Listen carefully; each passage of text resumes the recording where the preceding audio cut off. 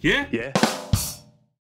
Okay, my number one is a game called Enemy Front on the Xbox 360. It's also on PC and PS3. Have you played this? Enemy Front? I've never even heard of it. Yeah, okay, I mean, I heard about it in, I think it was E3 2012, where there were trailers and gameplay walkthroughs, and it looked really interesting. It looked like a World War II set sort of Far Cry. And apparently some of the developers from Far Cry 3 worked on this. It was also notable because Stuart Black worked on it, who is best known for working on the PS2 Xbox shooter Black, which is deservedly beloved, although he is now in danger of being more renowned for abandoning projects that then go on to be absolutely awful, because he left Enemy Front, and before that he left the 2011 PS3 360 game Body Count. Did you play that? Game of the Year 2011. One of the worst games ever made, unquestionably. But yeah, Enemy Front. I played the Xbox 360 version. I cannot vouch for the PC version. I'm sure it's superior because it cannot be any worse than this. The game starts in absolutely hysterical fashion with your character, who's a war correspondent, sitting at a microphone announcing that he's going to tell his story over a radio. And it cuts to people literally in the middle of battlefields, cowering over the radios to hear what this American has to tell them, with bullets flying above their heads. Everyone in the game is bearded and wears very trendy leather jackets, and the voice acting is pretty amazing, if only because everyone sounds like they're performing from the vantage point of a Prozac coma. I mean, if you found out that every actor was working for free during a series of lunch breaks, it wouldn't be a surprise in the slightest. And this all comes to a head brilliantly during the finale when you need to escape from this military base or facility Spoilers. of some sort. Yeah, so, I'm sorry. Yeah, I mean, I think the whole game you're escaping from military bases, whatever. I think you steal some parts of a space shuttle or a rocket or a weapon or something or other, and you have to get out of the base. And over the tannoy comes alarm. Alarm. Oh my God. Delivered even less enthusiastically and energetically than that. Anyway, this is a game in which you walk through dilapidated buildings and fields, shooting people, making your way towards an omnipresent objective marker. And there are brilliant breach sequences, probably more breach sequences than there are in the remake of Medal of Honor. Oh, no way. Every single time you do a breach sequence, some guy goes, "Ugh," and he stumbles back from the door, which is about as close as the game gets to having any kind of pyrotechnics. Visually, this is an alarmingly poor video game. The cutscenes look like they've been encoded very, very quickly and have used as little disk space as possible. So, I mean, if you ever saw what the first sort of digital round of bootlegged pirated movies looked like maybe 15 years ago, the whole game looks like that. I mean, the cutscenes especially, but when anything moves faster than a snail's pace, there's just a mad amount of motion blur. Anything that's dark is just, again, it's just a block of blur that you can't even see. And Like the video gameplay, CDs. yeah, exactly like that. And the gameplay actually looks like that too. The game runs consistently at an incredibly low frame rate, and it is genuinely headache-inducing. And I mean, I'm not saying that to, you know, a lot of people say that just to be flash, but this genuinely started to give me a headache quite quickly. And the low texture resolution and that very skittish frame rate means it's almost impossible to see anything unless it's directly in front of you and firing. So it's easier to use the radar and just shoot in the direction of the little red triangles than it is to actually go into a battlefield and try and see what you're looking at. Yeah. And actually, textures keep popping in and out. It's not unusual to see trees and large sections of buildings just appear and disappear in front of you completely. And the character models they're honestly not too far evolved from the ones seen in GoldenEye. They've got really angular heads and lifeless eyes, and they move really jerkily.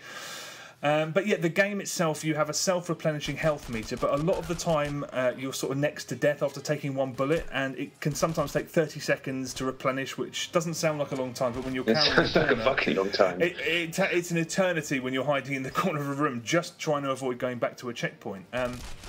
But that meter, I realised, wasn't actually a health meter, it's an exposure meter, and it explains how visible you are to the enemy if you're going to make the terrible mistake of trying to play the game stealthily. But it only has two settings, full and empty, so if you're going to try and do it stealthily, you have got a hell of a mission on your hands. So the actual way you know whether you're dying or not is a tiny, slight pink mist around the very edges of the four corners of your screen, which you can barely see. So basically there is no way of telling when you're next to death or when you're fighting fit. The most disappointing thing about the whole game is that the Far Cry systems that were suggested back at E3 2 years ago are just, they're completely They basically don't exist. Right. For example, there are a couple of instances where you can scope out an area before you attack it with binoculars and tag enemies so that they appear on your HUD, but they appear on your minimap anyway, so there is literally no point in doing it in the first place. And for a game that touts itself as having an open world, it's not open at all. You're guided by fences and hedges and wreckage blocking things constantly, so it may as well be on rails. I mean, never before has a quote-unquote open world game had a world that is less open than this one. I also don't think that the developers ever got around to programming the ability for you to shoot at enemies that are moving, because throughout the whole duration of the game I tried gunning directly at running enemies, and then I tried compensating for movement and shooting a little bit ahead of them, but nothing, never. You had to wait until they got locked in behind a piece of cover before you could ever shoot them. And its failure as a stealth game, again, is highlighted by the fact that you can take damage from people literally shooting 180 degrees away from you, not even looking at in the general vicinity. Supposedly, you're sneaking around and they're firing in the opposite direction and you're taking damage from them. Also, I mean, you need to have the patience of a saint, because there's this stealth melee attack, standard practice, I mean, in which you sneak up behind a soldier and then press the thumbstick in, and then you sort of grab him by the neck and you stab him, and it takes so long in this. I mean, it takes almost 10 seconds, so that you'd be mad to keep doing it. If you kept doing it, it would double the length of the game. And the frame rate dips so severely every time that you use it that I thought my 360 was about to crash, and I'm not kidding. And actually, this game has the best bug I've ever seen in a game, where a non-player character appears at the very beginning of the game, and says, "Which gun do you want? Do you want in my left hand or the one in my right?" And I picked the gun on my left, and my in-game arm reached in to pick it up off him, and I teleported into the other guy's head and watched him hand my character the gun as my character instantly turned into him, leant against the wall and started smoking a cigarette like nothing happened. Really quite an amazing bug. When you're in combat and you hit something, a little white X comes up to show you that you've hit them, and a little red X comes up to tell you when you've got a kill, but they're completely mixed up. Sometimes you get kills and get a white X, so you think that they're still there. Sometimes you graze them and a red X comes up, so you think they're dead, you walk in, they jump up and they're still alive. And this is a game where things like rocks don't give you any cover from gunfire, but if you can, find a hay bale and you're completely safe. No bullets can penetrate that at all. There's weird systems, there's a slow-mo sniper, like it goes to slow motion to follow the trajectory of a bullet from a sniper rifle, but it doesn't happen, there's no reason for it to happen. It doesn't happen when you get a good headshot or when it's the last person on the battlefield, it just randomly happens sometime. And there's also, it's one of those games that shamelessly, I think on the back of the box it touts how long it is, whether it's like 10 hours of gameplay or 12 hours of gameplay, and it's one of those games that's shameless. So there's a battle in a church quite early on, quick kill the guys at the back, quick kill the guys at the front, that takes 20 minutes, and then you go and have a fight in a field, and then you're back to the church, quick kill the guys at the front, quick, And there's a sequence at the beginning in some sewers, and you better believe that you're going back to sewers again later on. There's loads of bits of environments that aren't finished. They're clearly separate secondary pathways that were meant to be used for sort of gameplay purposes, but they lead to nowhere. There was one sort of rocky overpass that I followed round, and it just turned into a wall of grass surrounded by holes in the ground that you could fall in and get stuck, so you had no choice but to restart the checkpoint. Jesus.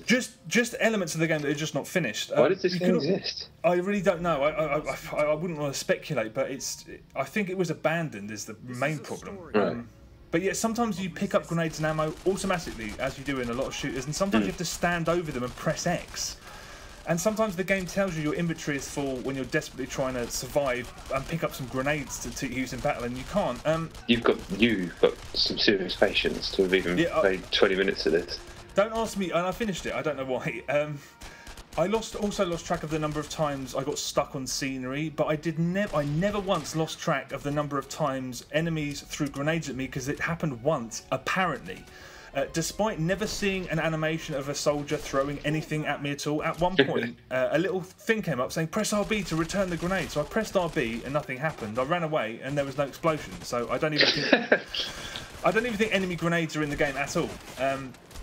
And again, there's bits that seem designed to inspire you to experiment. There's a bit where you start on a bridge and there's an enemy encampment across the bridge, and there's a truck next to you. You tinker with it and it can career into their headquarters to confuse them, and then you can sneak around trying to take them out, theoretically. But there's invisible walls everywhere, so you have no choice but to follow the path of the truck that you've just sent down towards them. So it turns into yet another wank gunfight.